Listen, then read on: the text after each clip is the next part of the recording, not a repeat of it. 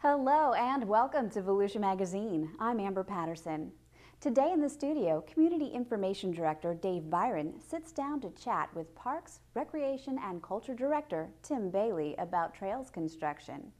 And teamwork isn't only found in Parks and Rec. In fact, we'll find out how economic development can be a real team effort. I'll fill you in on where to get great deals on plants for your landscape from the pros.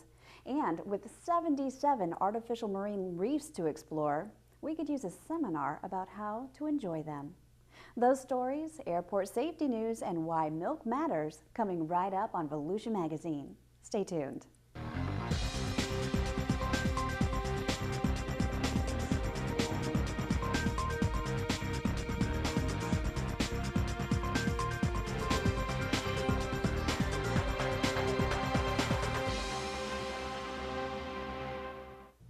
Economic development is a team effort in Volusia County. With that in mind, the Volusia County Council has approved the expenditure of $125,000 to extend the county's contract with Team Volusia Economic Development Corporation through September 30th of 2015.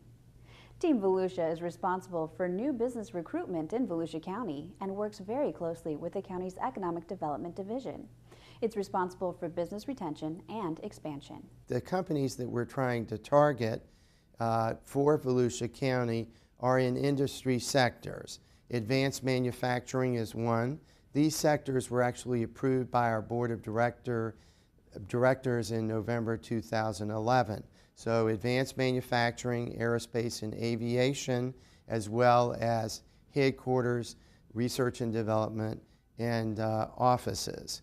And these offices would be support centers, customer service centers. Team Volusia is 62% funded publicly through partnerships with Volusia County and 9 cities: Daytona Beach, DeBary, DeLand, Deltona, New Smyrna Beach, Orange City, Ormond Beach, Port Orange, and South Daytona. It's funded 33% privately through 42 private sector companies, chambers of commerce, and community organizations. 5 major higher education institutions contribute 5% of Team Volusia's funding. Keith Norden, President and CEO of Team Volusia, said through this collaborative partnership, Volusia County has the potential of attracting hundreds of jobs to the area. We work very collaboratively and there is no overlap. So we actually complement the activities of the CEO Business Alliance as well as the activities of the county. Team Volusia has very specific goals. For 2013, those include bringing 225 to 375 new jobs to Volusia County with a capital investment of between $5.6 and $16.8 million and a payroll between $8 and $13.5 million. For more information on Team Volusia, visit teamvolusiaedc.com. Did you know Volusia County has 77 artificial reefs to explore? You can learn more about these marine habitats by attending a free artificial reef seminar. The Volusia County Marine Science Center has partnered with the Halifax Sport Fishing Club and Volusia County Reef Research Dive Team to host the seminar on April 6th at the Volusia County Beach Patrol headquarters in Daytona Beach. Volusia County Coastal Division Director Joe Nolan said the goal of the seminar is to educate anyone who's interested about our diverse marine wildlife and artificial reef system. And the seminar is intended to educate people on the ecological function of the artificial reefs and the economic impact of our artificial reef system, and also share a great deal of information on how to successfully fish and dive the artificial reefs and how we construct the artificial reefs. So this is going to be a great program and a great service of Volusia County government and the Marine Science Center and the Halifax Sport Fishing Club and the Reef Research Dive Team, and we want you all to come out and attend this seminar on Saturday, April 6th. For more information, you can call the Volusia County Marine Science Center at 386-304-5545. Great deals will blossom at the Volusia County Master Gardener Plant Fair at 8:30 a.m. to noon on April 6th. The event will be at the Volusia County Agricultural Center next to the Volusia County Fairgrounds in DeLand. The Volusia County Master Gardeners are going to be here to not only offer plants for sale, but also to answer questions about your own personal landscapes and problems you might or might not be having with your plants. We're also going to have a number of vendors here selling their wares. So it's going to be a pretty busy day since it's only from 8:30 till noon. Hundreds of people show up and we have hundreds of plants for sale. Master gardeners have been sowing and growing all year to assemble plants ideal for growing in Central Florida. Butterfly and hummingbird plants, herbs, native plants, perennials, trees, and houseplants will be available. Well, you're going to see native and some Florida-friendly non-native plants as well. In terms of Florida-friendly landscaping, we really don't have any prohibitions on the types of plants you use as long as they're not invasive. It's all about putting the right plant in the right place.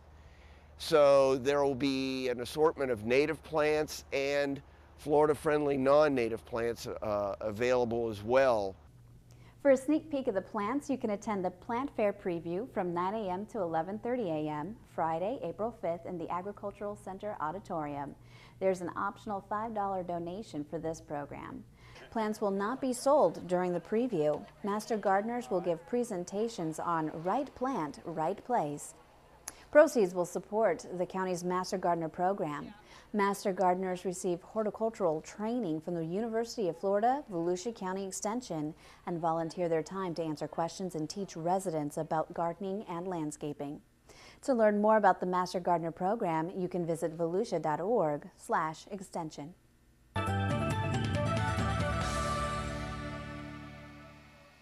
I'm Joshua Wagner with the Volusia County Council. If you're going to one of our beautiful beaches, have a great day and come back often. If you drive on the beach, please observe the 10-mile-per-hour speed limit and be very careful of pedestrians, especially children. If you're visiting with children, watch them constantly and take small children by the hand when crossing traffic lanes. You might want to use one of our traffic-free zones. For more beach information, please visit volusia.org.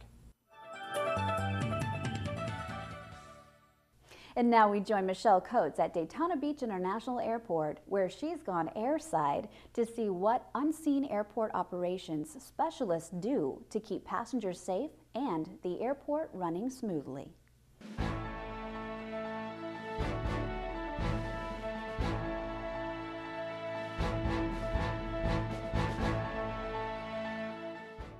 We're all familiar with TSA and the safety protocols they have to keep passengers safe. But did you know that airfield operations folks do just as much, if not more, to ensure passenger safety? Airside operations handles tasks from airfield inspection to wildlife mitigation and airside security. They also patrol and inspect the airfield, landside, and terminal areas for specific safety hazards, security breaches, and operations and maintenance problems. We spoke with John Murray, Director of Airport Operations and Safety at Daytona Beach International Airport. We have anywhere from 8 to 10 commercial traffic arrivals and departures a day, but we are also the hub for Embry-Riddle Aeronautical University, which has well close to 300 flights a day, along with all the other flight schools, Phoenix East. We average probably about 300,000 movements a year. Airfield operations does handle the obvious, airfield operations. They ensure that the entire airfield is inspected, secured, in compliance with all Federal Aviation Administration rules, and prepared for any emergency. Airport operations staff continuously train for the unexpected. Most recently, the airport implemented its FAA-required triennial mass casualty drill. We do the triennial drills every 36 consecutive months. The triennial drill brought together multiple agencies ranging from law enforcement, firefighters, and evac to the American Red Cross, our local universities and colleges, and the media.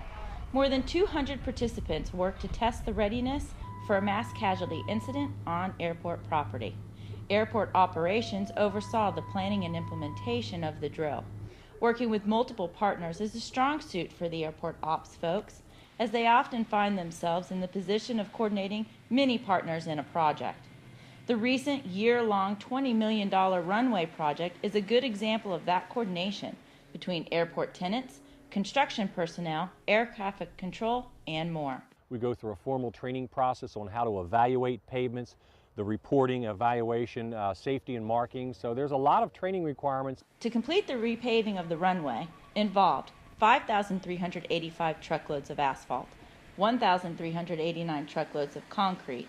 However, the most important number of all was zero. 0 accidents, 0 runway incursions, and 0 safety or security violations. This was due to everyone's vigilance and awareness out on the airfield. That awareness comes to the forefront with every special event that brings many extra planes to the tarmac, and the parking of those planes safely. From the legendary B-52 bomber with its 187-foot wingspan to C-5s and F-18s to the regular commercial flights and student training planes, there's a wide variety of planes flying in to DAB. Those planes have to be accommodated while they're here. There's literally hundreds of procedures that the FAA requires us to do, mandates, and we also deal with the Transportation Security Administration.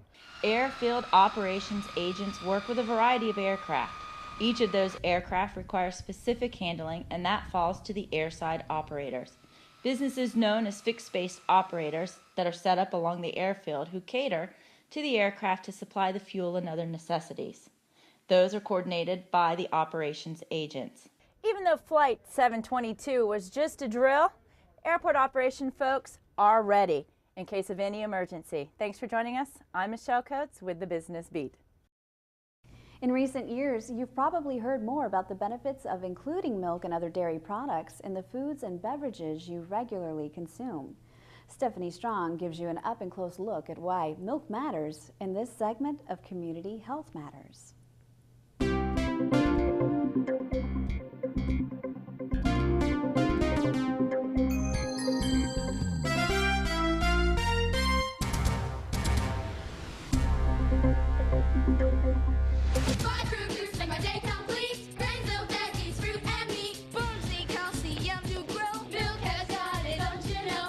Milk matters. Milk is very rich in protein as well as vitamin D oftentimes, so it's important for growth. But the problem with milk is the amount of fat in milk. And after age 2, we hope that children will choose low-fat milk in order to avoid the fat but still get the benefits of the protein in milk. Children 9 years of age and older and adults need 3 8-ounce glasses of 1% low-fat or fat-free milk per day. Keeping in mind 1% low-fat and fat-free milk has as much vitamins and protein as whole milk or 2% reduced milk. Keep in mind, milk matters for strong bones and healthy bodies. Dairy products are a great source of protein. There is more protein in just 8 ounces of milk than an ounce of meat. Protein is needed for growth and repair of your muscles and other tissues. It also helps in your fight against infection and disease. Calcium. Dairy products account for the largest source of calcium in the typical American food intake. Calcium helps prevent bone disease like osteoporosis and helps keep teeth strong. If you have 3 cups or the equivalent of milk products daily, you can improve your bone mass. Potassium. Milk products, especially fluid milk and yogurt, provide potassium, which may help to maintain a healthy blood pressure. Vitamin D. Most dairy products are fortified with vitamin D, which helps to build and maintain strong bones and keeps them hard. Vitamin A. Milk that is fortified with vitamin A can help keep your eyes and skin healthy.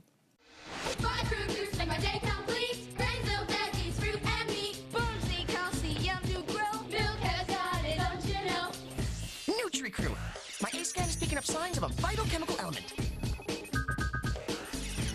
It appears to be essential to the integrity of the skeletal system. You mean calcium in milk, cheese, and yogurt is good for you? Yeah. Next time, just say that, Freakazoid. You can join the Nutri-Crew at jetx.tv/food4you. For Volusia Magazine, I'm Stephanie Strong, Public Information Officer for the Florida Department of Health in Volusia County. If you have any questions about this or any other health-related issues, you can always log on to volusiahealth.com. It's time now to head into the studio to join our Community Information Director, Dave Byron, and his guest, Tim Bailey, Volusia County's Parks, Rec, and Culture Director. Well, thanks, Amber, and hi, everyone.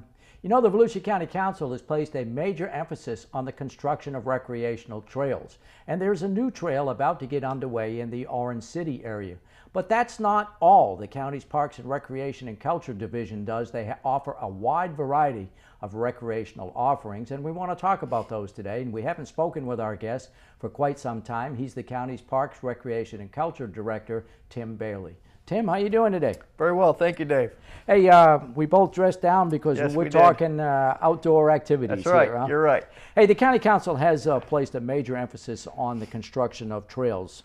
For those folks that perhaps don't have a full picture of what we're talking about when we say trails, this is not an Appalachian trail, this is not a hiking trail, these are full-blown recreational trails. That's correct. Yeah, we call them showcase trails, and what that entails is it's a 12-foot wide, in most cases, paved asphalt trail that meanders through, in some cases, neighborhoods like in Glenwood, or it also goes in through the nature-based areas of our county up through Osteen area and Daytona. And for people that want to use the trails, Tim, I guess you can run, you can walk, you can stand on your hand, yep. You can ride a bike, you can do about whatever you want on those trails. Yep, you bet. Yeah, about 46% of our trail users are walkers, mm-hmm. and about 33% are joggers, or I'm sorry, bicyclists, and then a balance is the joggers. So, and then you also have a breakdown between the age groups. Is about half of the population are adults, 33% are seniors, mm-hmm. and then the balance being the 21 years or under. And the very cool thing about these trails is that they traverse through some of the most scenic property in Volusia County. It's, I guess, even if you're not looking for healthy exercise, just taking in the scenery is a good way to enjoy the trails. Yeah, some sections of the trails are absolutely spectacular. There's a trail section between Providence Boulevard and 415 in the Daytona area that goes under a tree canopy. It's a 12-foot wide paved trail, and there's a tree canopy that completely covers the trail as you're going through it, and looks like you're going through a tunnel of trees. It's a really spectacular area. And very well used, these trails. Oh, you bet. Yeah, as we move through time and our trails become connected, we get more expansive connected trails, and a lot of people are starting to really flock to the trails. We have created trailheads that allow folks to park their vehicle, walk, jog, or bike the trail. And as we connect them all, we're seeing visitation and populations really increase on those sections of the trails. Well, let's talk about that connectivity, because it hasn't been all that long that the county got into the trail business. And, piece by piece, project by project, you are beginning to connect the dots. That's correct. Give us a kind of a general picture of where we are with the overall trails program now. Okay. Well, we started back in 2000. And if you move forward through that whole process, we put 22.1 miles of trails since that time. We started off at the Gemini Springs area. We grew over to Berry Hall and grew down to Lake Monroe Park. And then we started building the other sections of the Spring to Spring Trail. And for those of the folks that don't know, Spring to Spring Trail starts up in northwest Volusia County near DeLeon Springs, traverses south, down through DeLand, down through Orange City, down into the Berry area, and then goes east-west right at the Gemini Springs area there. And then at Green Springs Park, it transitions to what we call the East Central Regional Rail Trail. Right. And then that trail section is supposed to connect from West Volusia County over to the east Volusia County, and then also spurs off into Brevard County. Well, let's talk about that for a second. The goal, as envisioned by the County Council, is eventually to extend that trail all the way to the east side. That's correct. And my understanding is the right-of-way is an old rail bed. You bet. Purchased, owned. Yep, you bet. Yep, it's the what we're calling the East Central Regional Rail Trail. It's going to be built on that rail bed. Right. The state actually acquired it a few years back, and now we're building those trails on top of that trail bed. Working there are some right-of-way issues in certain areas there that we're working through, but we are definitely building trails over the next 3 years. Actually, we're going to be putting 29 miles of trails, 3 to 4 years, 29 miles of trails on the ground. Wow. So we're moving fast. Will that centerpiece be done? That piece in the middle of the county? There is a section in the middle of the county. It's 14.9 miles that we don't have currently funded. Right. It's about 4 miles in the Orange City DeBerry area, and then about 10 miles in the Osteen area, right along Maytown Road. That section there is not funded for design nor construction. Now the area that I just mentioned in Orange City DeBerry area, that's about 4 miles or so. It is funded for design, but not funded for construction. Well, didn't you just award a construction contract in the French Avenue area in Orange City?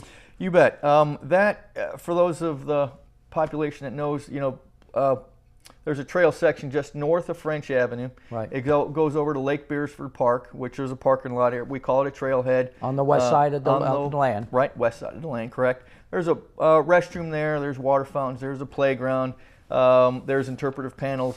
And then that traverses from Lake Beersford Park down to French Avenue. The section that's going to be built from French Avenue down to Detroit is going to get started here soon. It's 2.4 miles. It looks like it'll be done sometime next year, but they'll be starting later this year. I think, if I remember right, it's around June of 2014. And there's a bridge on that project, I believe. Yep, there's a bridge that'll traverse over the railroad track. That's what I thought. Yeah. Right. Yep. And so you'll be being able to connect now all the way from Lake Beersford Park all the way down to Detroit. You know, it's interesting, Tim, this whole trail thing, and we'll talk about some of your other services in a minute, but, the county has just completed a tourism marketing study, and one of the things that study highlighted was the tremendous potential that the county has in outdoor tourism, and these trails, I think, would fit nicely into an outdoor tourism package. Mm-hmm. Yeah, absolutely. What's incredibly popular nowadays are 5Ks, 10Ks, half marathons, even marathons, or for folks that just want to come down to recreate and then use the trails as a byproduct of their experience down here in Central Florida. But sports tourism, is an untapped section, I believe, of the county from an economic development standpoint. Volusia County has a lot of assets to offer, and when I say that, I'm not just talking just ball fields or trails. Right. I'm also talking, there's all kinds of other activities to utilize. We've got the St. John's on the west side. You got the Halifax and the Indian River Lagoon on the east side for fishing. We've got ports. You've got, and other activities throughout the county. There's BMX. There's mountain biking. For the folks that don't necessarily know this, we've got the 5th rated mountain bike trail in the state over at Chuck Lennon Park. Wow. It's very popular and it's ranked very highly. We also have mountain bikers over at the Spruce Creek Preserve area, Doris Leeper Spruce Creek Preserve area. So there's a lot, while we're talking about there's a lot of opportunities for folks to get the information on what's all active out there by going to the www.sportsvolusia.com. Yeah, that sportsvolusia.com website is basically a complete A to Z, soup to nuts listing of all recreational facilities in Volusia County, whether they be Spec Martin Stadium in DeLand or Jackie Robinson Stadium in Daytona Beach or College Field or a tennis court, you name it, it's on that website. Yep, you bet. We just unveiled it not too long ago, within the last 6 months or so, and it has really taken off in terms of popularity. On that site, it not only gives you the breakdown of what activities are available by city, it also gives you a breakdown of what activities are available by icon.